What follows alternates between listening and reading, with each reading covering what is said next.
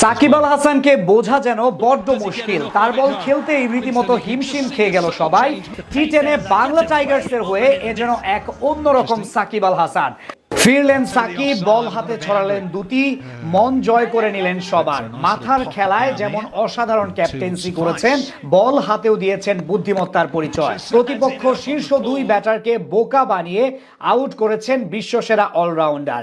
এটাই যেন প্রমাণ করে ফুরিয়ে যাননি তিনি, বরং ফিরেছেন আগের চেয়েও আগ্রাসী রূপে। টি10-এ এদিন অবশ্য বাংলা টাইগার্সের হয়ে টস ভাগ্যটা পক্ষে যায়নি তার। স্যাম্প আর্মির বিপক্ষে এদিন টস জিতে আগে ব্যাট করতে নামে তার দল। ওপেনিং এ নেমে শুরুটা একদমই মনমতো হয়নি দুই ওপেনার লুকমান ফয়সাল ও হযরতুল্লাহ জাজায়ের। বিশেষ করে ইনিংসের শুরু থেকেই স্ট্রাগল করতে থাকেন ফয়সাল। প্রথম ওভারে ইমাদ ওয়াসিমের শেষ বলে স্কয়ার লেগ অঞ্চল দিয়ে 4 মেরে বাউন্ডারির খাতা খুলেন জাজাই। সেই ওভার থেকে বাংলা টাইগার্স সংগ্রহ করে 6 রান। এরপর দ্বিতীয় ওভারের পঞ্চম বলে 6 মারলেও সেই ওভার থেকে আসে মোটে 11 রান। তৃতীয় ওভারে আমির হামজার বলে থার্ড ম্যানে ক্যাচ দিয়ে ফেরত যান লুকমান ফয়সাল। তার ব্যাট থেকে আসে মাত্র 5 রান।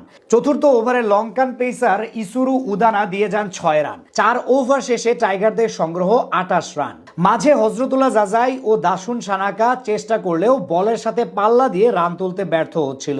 ষষ্ঠ ওভারের শেষ বলে 4 মারেন জাজাই, সেই ওভার থেকে আসে মাত্র 8 রান। প্রথম 7 ওভার থেকে বাংলা টাইগার্স তুলে মাত্র 49 রান। অষ্টম ওভারের প্রথম 2 বলে পরপর 2টি বাউন্ডারি হাঁকান সানাকা। এরপর কারিম জানাতের শেষ ডেলিভারিতে লং অন অঞ্চল দিয়ে 4 মারেন জাজাই, সেই ওভার থেকে আসে 13 রান। নবম ওভারে ইসুরু উদানার প্রথম বলে এক্সট্রা কাভার দিয়ে বিশাল ছক্কা হাঁকান সানাকা। এরপর দ্বিতীয় বলেও ছক্কা মারেন লং অন অঞ্চলের ওপর দিয়ে, কিন্তু পরের 4 বলের 3টাতেই ডট বল হজম করে রান তুলে মাত্র 11। ইনিংসের শেষ ওভারে মুস্তফার উপরে চড়াও হন দাসুন সানাকা। প্রথম বলেই 4 মারেন ডিপ এক্সট্রা কাভার দিয়ে।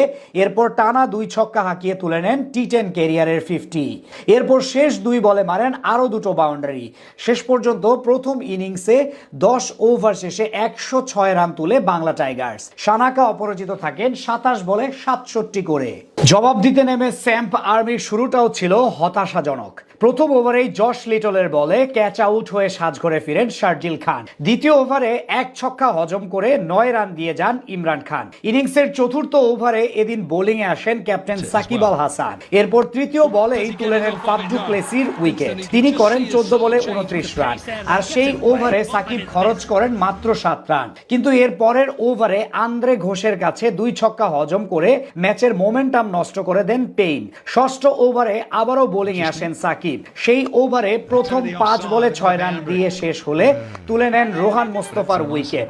এরপর স্যাম্প আর্মির রান কিছুটা চাপে পড়লেও অষ্টম ওভারে 14 রান দিয়ে যান ইমরান খান। শেষ ওভারে স্যাম্পের জয়ের জন্য দরকার ছিল 12 রান, সেখানে 2 ছক্কা হজম করে ম্যাচ হারিয়ে দেন পেইন।